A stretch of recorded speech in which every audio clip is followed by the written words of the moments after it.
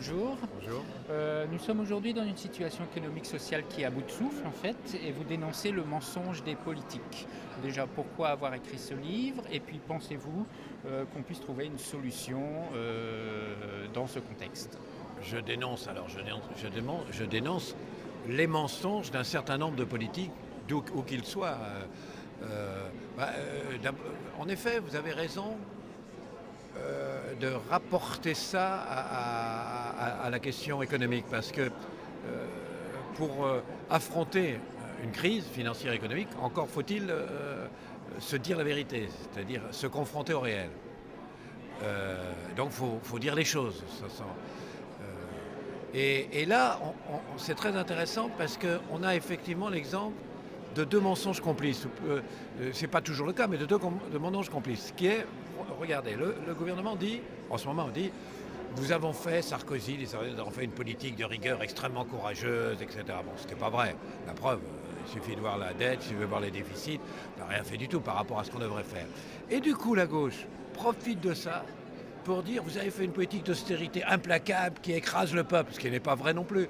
Et vous voyez que les deux mensonges, les uns qui se vendent une politique de rigueur inventée, finalement favorisent le mensonge contraire, qui est d'inventer une austérité qui également est totalement illusoire. Donc ils sont complices, ça les arrange l'un et l'autre. Ou on pourrait prendre d'autres exemples, l'immigration. La vérité, c'est que il y avait 110 000 rentrées sous Jospin, il y en a 220 000 aujourd'hui, on ne peut pas dire qu'on a limité la politique d'immigration. Donc le gouvernement ment en prétendant l'avoir limitée, et du coup la gauche en profite, elle ment en disant vous avez fait une politique de restriction terrible, xénophobe, et les deux mensonges sont complices. Voilà. Et ça arrive très souvent, une complicité dans les deux mensonges. Ce qui fait qu'on n'avance pas au final. Oui, parce que là, alors en ce qui concerne par exemple austérité, rigueur, on est dans le mensonge total, à savoir qu'en vérité, il faudra faire de la rigueur demain.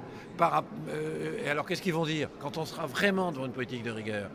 Qu'est-ce qu'il faut? Ou alors un autre exemple qui est là un mensonge par, je dirais, pas positif, mais par négatif, par ce qu'on ne dit pas et pas par ce qu'on dit, qui est que tous sont d'accord pour dire il faut réduire les dépenses.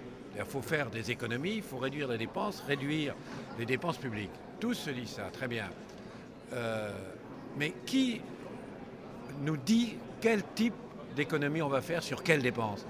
Qui dit où est-ce qu'on va couper dans les dépenses? Même Barrault ne le dit pas. C'est celui qui est sans doute le plus lucide, c'est celui qui ose le dire le plus nettement qu'il faut couper dans les dépenses, mais il ne dit jamais dans quelles dépenses il faut couper. Donc, si on dit qu'il faut couper dans les dépenses et qu'on est sincère, qu'on le pense vraiment, donc qu'on a l'intention de le faire, mais qu'on ne dit pas lesquelles, c'est qu'on n'ose pas le dire. Et donc c'est un mensonge, puisqu'on n'ose pas dire dans quelles dépenses on va couper. C'est un problème pour les citoyens. Et même aujourd'hui, vis-à-vis de l'Europe, on a pris un certain nombre de décisions de revenir à peu de déficit ou pas de déficit. Il faudrait les appliquer rapidement. C'est-à-dire que là, quand ils disent qu'il faut réduire les déficits, là, ils ne mentent pas. Je crois qu'ils en sont absolument convaincus. Mais quand ils disent qu'il faut revenir à 3% de déficit par rapport au PIB en 2013, ou 2014, même 2013-2014, soit c'est un mensonge parce qu'on n'y arrivera pas. Je vous signale que pour le déficit 2012, il a déjà augmenté à cause de l'aide à la Grèce. 8 milliards. Déjà, là, on est en fin janvier, il y a 8 milliards de plus que ce qu'on avait anticipé. Très bien. Donc, soit on ne le fera pas et c'est un mensonge, soit alors, on est prêt pour y arriver quand même à prendre des mesures draconiennes, mais qu'on n'ose pas dire lesquelles. Et donc, les gens vont l'apprendre après les élections. Donc, c'est de toute façon un mensonge. Il y a une règle d'or, qui est qu'on doit absolument réduire les déficits. Et réduire les déficits, pourquoi? Je crois qu'il faut bien le préciser. Pour éponger la dette. C'est fondamental d'éponger la dette. Quand j'entends des gens, la gauche ou l'extrême gauche, nous dire c'est réactionnaire, c'est une politique de droite de dire qu'il faut absolument éponger la dette. Mais aujourd'hui, l'ensemble des recettes de l'impôt direct, c'est-à-dire ce que les gens payent sur leur richesse, ne sert pas à améliorer la santé, ne sert pas à améliorer l'école, ne sert pas à améliorer l'université, ne sert pas à faire du progrès social, ça ne sert qu'à rembourser la charge de la dette.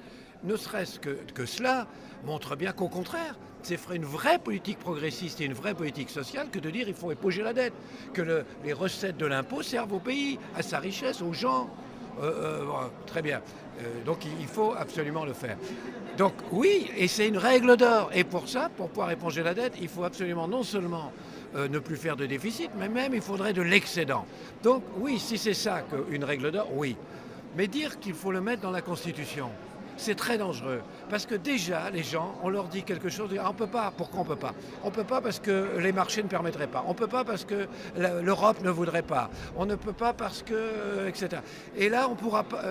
Notre politique financière, elle est décidée parce qu'elle est constitutionnalisée. Alors, ça, c'est pas la peine de voter, ça sert à rien, c'est dans la Constitution. Là, c'est pas la peine de voter, c'est l'Europe qui décide. Là, c'est pas la peine de voter, c'est le marché qui décide. Là. Mais comment voulez-vous que les gens croient à la démocratie? Pourquoi voulez-vous qu'ils votent? Si chaque fois on leur dit que c'est automatique et que leur avis ne compte pas, que leur vote ne compte pas, qu'on n'en prendra pas en compte, c'est la ruine de la démocratie. Donc je suis absolument pour l'application des règles d'or, mais je suis contre la constitutionnaliser.